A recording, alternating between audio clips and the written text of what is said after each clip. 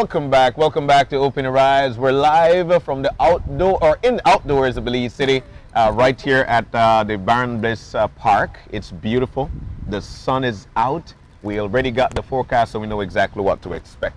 But the conversation we're going into marks what today is actually about, why we celebrate National Heroes and Benefactors Day, and more about NICH's exhibit of National Heroes. Now, in to talk to us about it, we've got Rolando Kukum, who is a Senior Research Officer at ISCR NICH, and of course Janelle Tillett, who is a Research and Education Officer at the Museum of Belize NICH. Good morning to both of you. Good morning. Good morning, yeah. Good morning, Marlene. Look at you. Look like you're having a coffee already this morning. It looks up. No?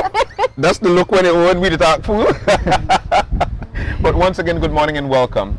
And let's start with the significance of today. That's exactly where I'd like to start. We know that today is actually 9th March, which is National Heroes and Benefactors Day. We celebrated it on Monday, but nonetheless, today is actually that day. Let's talk about the significance of it. Excellent question, John. So on Monday, there was the ceremony, official ceremony with laying here at the Barron Bliss Lighthouse. Mm-hmm. Today is the actual day, 9th of March, the day that Barron Bliss passed away. Marlene was joking around earlier. What is the full name of Barron Bliss? You thought you had gotten away, John. Let's hear it. We got a quiz. Who remembers the full name for Barron Bliss, right? So, John, you want to try? So why everybody to watch me? I don't understand. Because I was quizzing. You had the most creative solution. Back in primary school, they used to teach us this a lot, and I'd be telling a lie if I remember, but I'll give it a try. I remember Ernest. Ernest, Ernest is in there. Yeah, there you go. I mean, no, but you have to give the correct name, the full name. Okay. Well, man, Mario, man, this is tough. But I know Victor. I know. Okay. Which one does it start with? Victor. Oh gosh. So what is it? It's Henry Edward Victor. Ernest Victor. Ernest Victor Bliss. Thank you. There you go. Great job, guys. All right. So we need this conversation more than most really because we can't even remember the full name from school. Right. So Henry Edward Ernest Victor Bliss came to British Honduras in 1926. Okay. Before this, he was in the Bahamas for about 5 years, then went to Trinidad. Okay.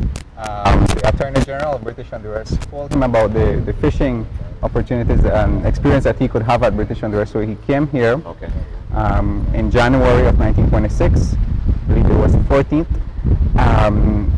But by the time he had gotten to British Honduras, he was already severely ill.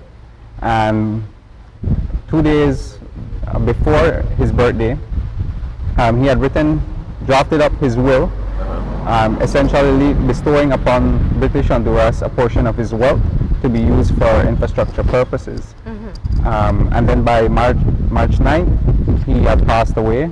Many people will recall a photograph of Barron Bliss in his wheelchair because he was paralyzed at the age of 42.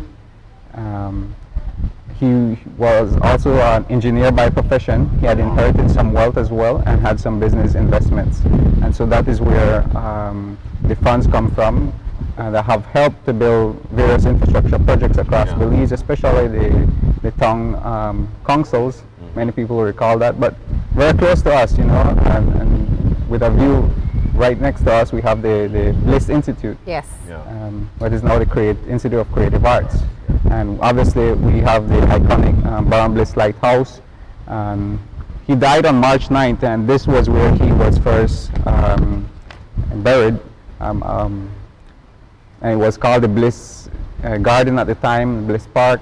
I think now it's officially the San Cas Park. Yes. And so we are seeing the evolution of Belize through history and through landmarks that exist. Yeah. And so that's really our role at NICH as well, to make sure that information becomes accessible to students and teachers.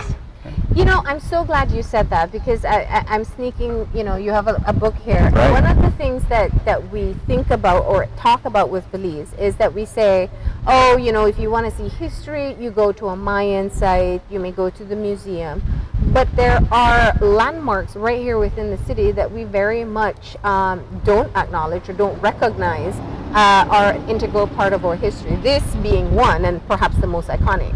Right, you're exactly right, Marlene. And just a stone throw away from us, we also have Memorial Park, Yeah. which is in commemoration of the First World War volunteers who went to World War I. And of course, there's an entire history there. I mean, the 1919 riots as well. That's an sort of not much talked about history about the World War I. And you know, so acknowledging those events is very crucial to understanding the evolution of Belize. And then, you know, if you go a step further, you have the St. Catherine's convent. You know, and these are all historical landmarks. In fact, we have an interesting primary source material where the nuns were recording Baron Bliss' arrival, you know, and they were saying, oh, he does not have any religion, he's very ill. They thought about visiting him, but, you know, he never steps foot on Belize, you know. On land, actually. Yes, on land. Right. Yeah. Yeah. He was right there coastal. And you move a little bit down more and you have the Museum of Belize, which was the prison at one point. Yeah, so definitely, that's where I currently work. Yeah. So that's interesting to say the least. Yeah. In the sense that the former life of that monument, that structure, holds the history of incarceration. Yeah. And so it links back to what you spoke about earlier in this morning's pre-segment. The case of Barbara. Yeah. So we have a last week jail cell there at the Museum of Belize, and we have a small biography of her case, which, as you said so rightly, her being exonerated is again another historical and monumental moment for us here in Belize. Yeah. Because when you look at again the background of that case, she was accused of murder of her common law husband, and he was an officer. He was a police officer. Yeah. In the incident, what unfolded was that they were having a domestic dispute. In those days, they used to use kerosene irons. Yeah. And so she kerosene. But he was the avid smoker. He went into the outhouse and lit the cigarette, lighting himself. Wow. Ablaze. And so what the officers came on that scene to find at that time was that she was covered in blood trying to out the flame. But it's their history as well that again convicts her. She's a woman, he's a police officer. Yeah. They're the only two on the scene of the crime, right? And she doesn't have a means of defense. The jury is all male, right? And so she's convicted. Yeah. Again, some other aspects of that have never been discussed. For example, what did it mean for the colony at the time? Because when she was executed, it's 1 year short of self-government. Wow. Right? Yeah. June 5th, 1963, and we become self-governed in 1964. Yeah. Right? What did it mean for us as a colony to execute a woman? Yeah. And that was something that a lot of other colonies were hesitant to do, even though they had female convictees. Yeah. Right?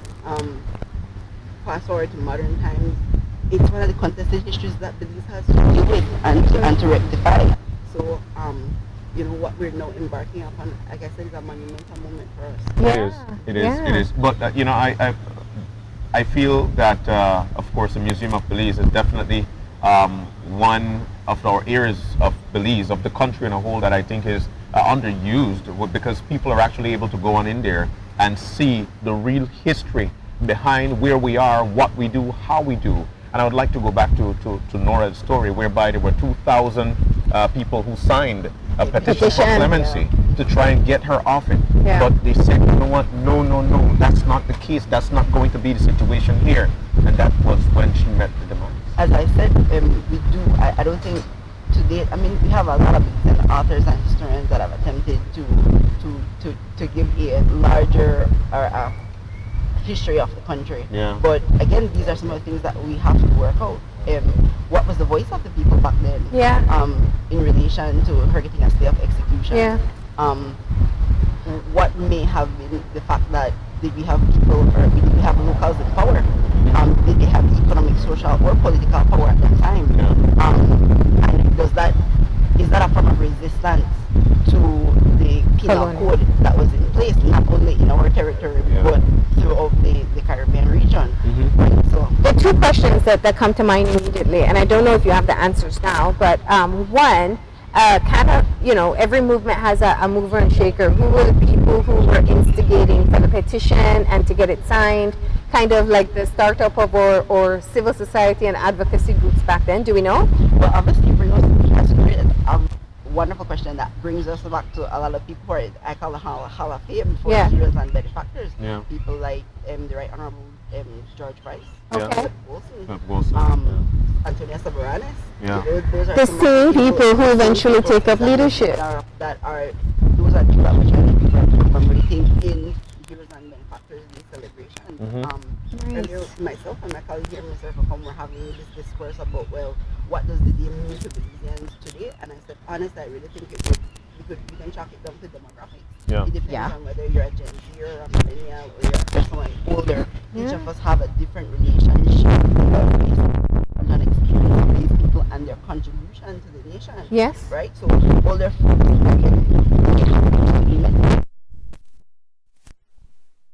Indeed. Right Honorable George Hill Price and those values may be deeply entrenched in them and within their family values. Yeah. But come on to modern times, maybe it brings us back to again what we talked about, the generations of maybe 25 years ago, like the Larita Maya which took place. It's only 25 years old, so the people who are millennials, that celebration takes precedence on national heroes. Yeah, you're right. You're totally right. Because that's their experience. So that's what the day and the weekend means for them. So, Let me just go back to Ms. Parham for a moment.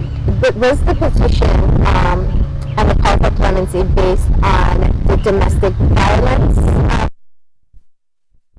She was a woman.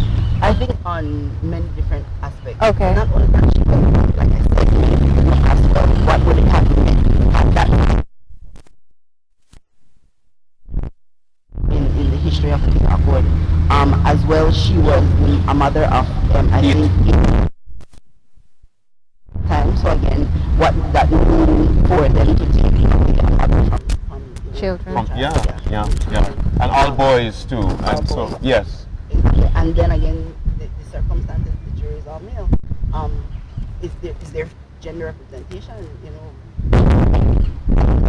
have the history of the female experience in the framework of Belizean history. Yeah. You know, who are the more prominent female benefactors, or as you say, activists, been fighting for the rights of women and children or of families, right? That's again something that we have to embark upon in the next. This sounds like a book that has to be worked.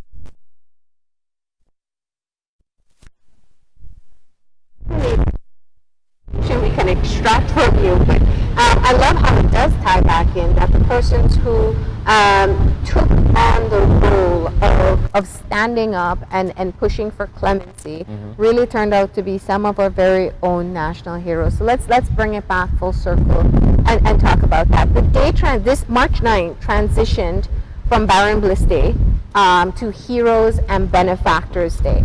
And so it gives us a chance to be able to look at all our heroes and benefactors. That's right, Marlene.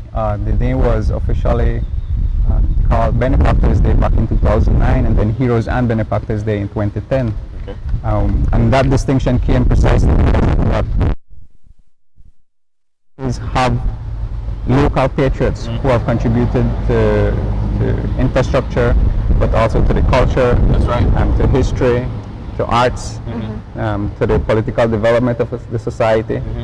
And the government of Belize, by way of making it Heroes and Benefactors, they sought to acknowledge first our only two national heroes, the Right Honorable George Hill Price and the Honorable Philip Golson. They have received the highest order, which is the Order of National Hero. Yes. Okay.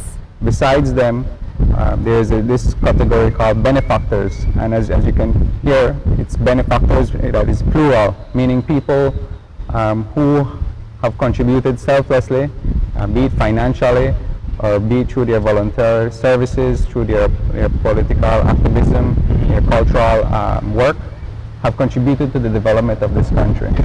And by way of this then, ISCR NICH also started an exhibition in that same year called the Heroes, Patriots and Benefactors exhibition, where we sought to include in the first instances historical figures, the ones you've mentioned, so including Antonia Sabaranis, but also other members of the founding members of the People's Committee, so you could think about Lee Richardson, John Smith, and more we're seeing more public spaces being being called after these gentlemen and these patriots in our history, and that helps to bring public memory of what has happened in the past.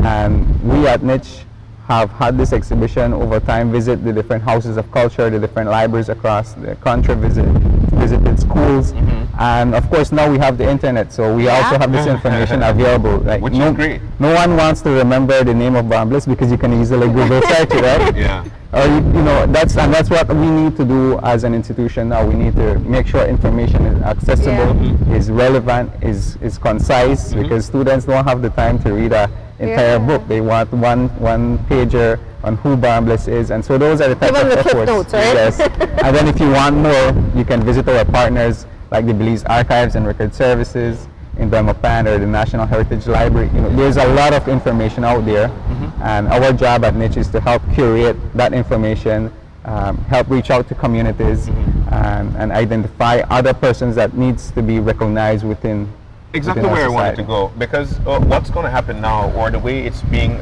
formulated now, is for other people to actually be reckoned and to be celebrated on National Heroes and Benefactors Day. Being that we're in this era, are there people now that we will be we'll be putting in that category? Right. Well, as you mentioned, since there isn't a criteria yet established for benefactors, what we are doing at NICH is to say these are patriots, these are nation builders, but we're not giving them that official category of benefactors, which is something perhaps only the state can do after they establish a criteria. Right. So for the time being, until that occurs, we are saying that these are patriots that the community are telling us they want to recognize. And so this year's exhibition, we are doing precisely that. We asked the House of Culture in Benque Viejo and the House of Culture in Orange Walk to nominate 3 to 4 persons who could be featured and added on to this exhibition, which already has about 30 personalities. And so today at the Benque Viejo House of Culture, we will be featuring Mr. Ruiz, who is an author, cultural advocate. So Mr. Nicholas Ruiz, as you know, is a famously known because of his work called Benque, but he's also been involved in cultural organizations like Cache, and has been instrumental in supporting the work of historical preservation and cultural awareness in the town. And so we will be featuring him, but also Nurse Margaret Juan, who has been featured in the region actually for her volunteerism, for her work in increasing accessibility to healthcare in the community. And we're also featuring the late the twin doctors Guerra, Drs. Kevin and Kenneth, as community icons, and persons who represent something that young people should aspire for. They were very much involved in sports in their community, and then to go on and do their medical degrees, it brings inspiration to our community, and then to see them lose their lives amidst the pandemic, I think that's an important story. Frontliners in the pandemic, which is sure to be a big part of our history. Right. And so in the north, we are featuring Maximo Perez, and there's been some new research, new publication about him. If you would recall, Image Factory in 2020 produced a book along with Delmer Sib, Carmen Carrillo, and Carlos Quiroz was also an illustrator in that book. But the story of Maximo Perez as the last alcalde of San Jose Yalbac, and San Jose Nuevo Palmar, that is a community they were forced to relocate by the BEC in the 1930s, right? And so this is recent history, but still recent history that has not been properly chronicled, that has not been properly analyzed. And so these are some of the personalities that we are featuring this year. Others include Ernestina Mo, who is from Caledonia, someone who worked with very closely on the traditions of Carnival in northern Belize, and it's a Carnival that's celebrated in San Pedro. So it's a bit different than what most people in the city know as Carnival. It's celebrated mostly. The highlights are the 3 days before the beginning of Lent or Ash Wednesday. So these are persons that we want to acknowledge, and we want people to also appreciate those individuals, those great men and women in their community. We encourage libraries, we encourage teachers to do those type of assignments whereby they can ask the students to do a small interview with someone that is elder in the community, or someone who knows the history, or someone who has done a particular fantastic work in the community, you know, and so to be of inspiration for the next generation. Indeed. I also see Philip Alvarez as well. That's right. As one of the names as a community builder. Right. So Philip Alvarez is originally from St. Bite, and he moves to Orange Walk to work in the sugar industry. And there's a park that has been recognized in his honor in Orange Walk. But as a unionist and as someone who was there to support students as a justice of the peace and later a pastor, he has been acknowledged, but his history, his biography has not been told, and that is where this exhibition comes into play.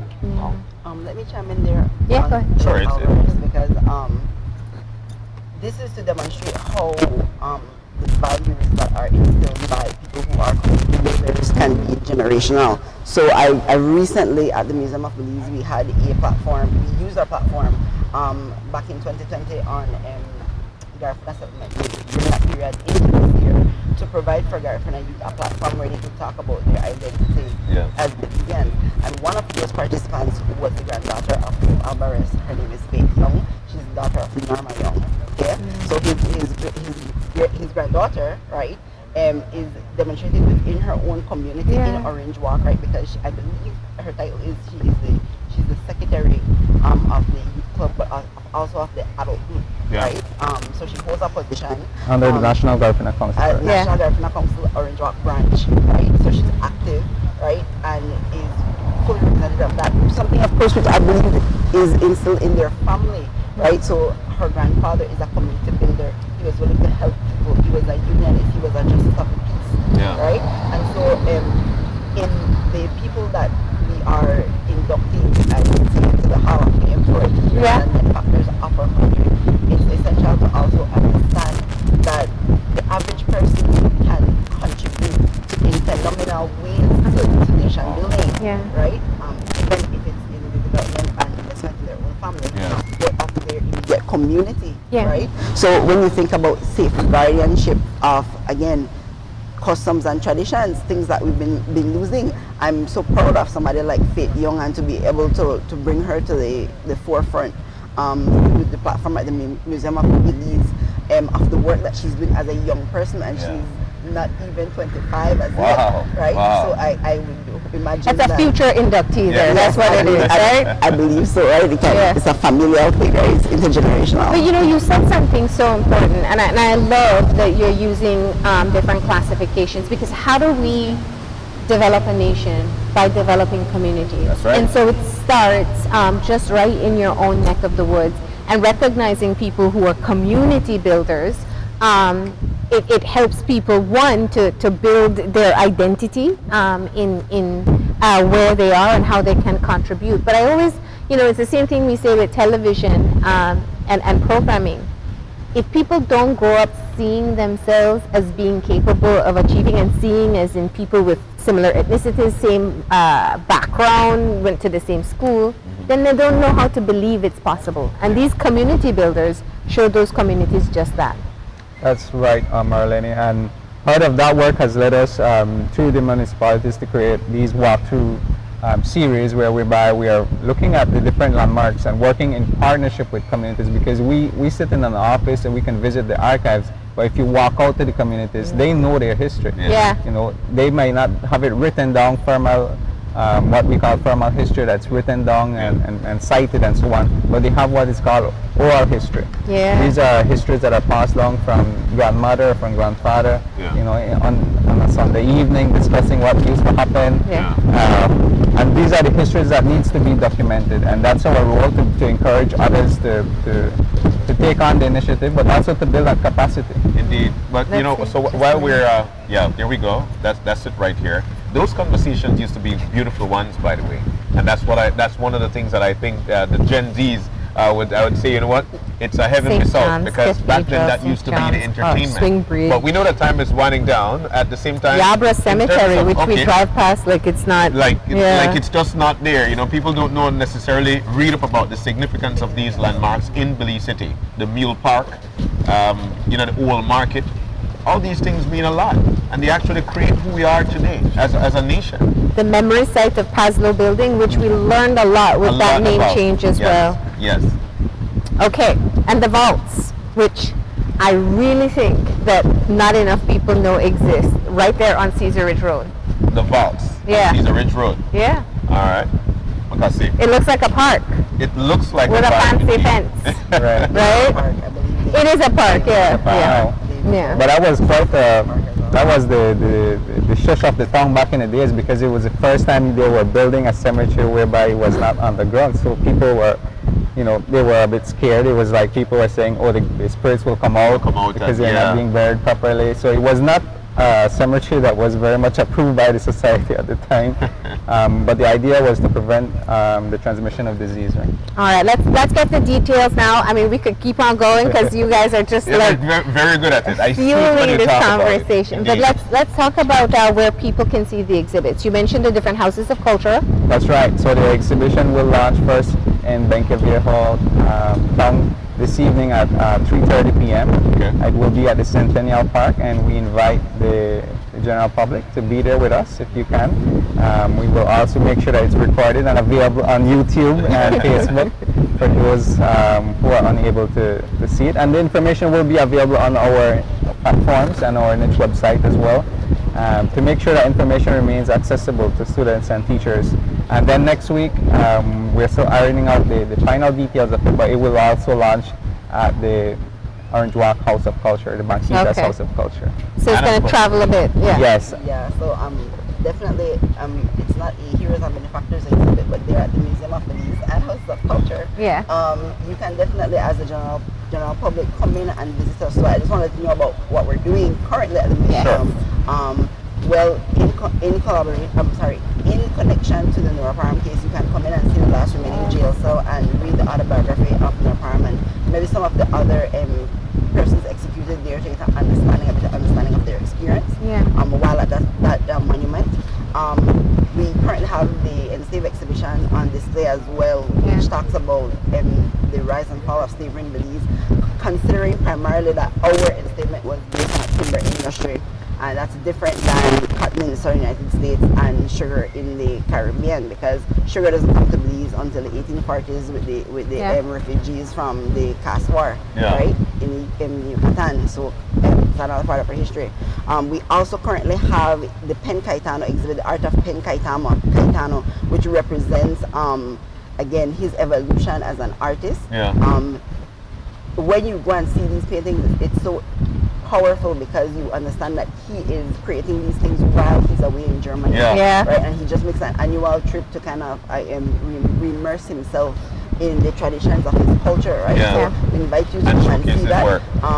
What's new for us is that we're now open Sunday to Sunday, Yeah. between the hours of 9 a.m. to 4 p.m. and entry is free for all Belizeans on Sundays. That's right. So you can make it a family experience and come on a Sunday and learn more about your traditions, and perhaps it gives you inspiration to see the ways in which we are preserving our culture today, right? I just really want to thank all of not only people that work at NICH, but really and truly the community members that we work with on a yearly basis to help preserve their different ethnic cultures, traditions, customs.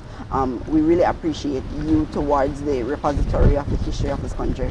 And we appreciate you for the crash course on all these topics today. It has been a great conversation, really kind of bringing back the significance of this day itself and all the persons that we celebrate. Indeed.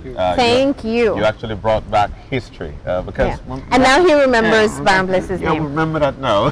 So we're so grateful. But thank you guys for joining us this morning. And here's to wishing you all the very best. Yeah. Thank you very much. All right, so we're going to take a break while we enjoy the outdoors here in Belize City. We're going to take the break. When we come back, Let me we just join. give people a warning, right? So if you happen to drive past the park right now, there was not an actual crime. There's not an actual crime. There's crime scene tape up, but there's not an actual crime. We're going to be That's right. joined by representatives of the National Forensic Science Service. They are have been doing incredible work. They're the ones who arrive on the scene and help in being able to solve cases when something goes wrong. So we're going to hear about their work, we're going to see a demonstration, and we're going to find out more about the symposium. So please, stay tuned.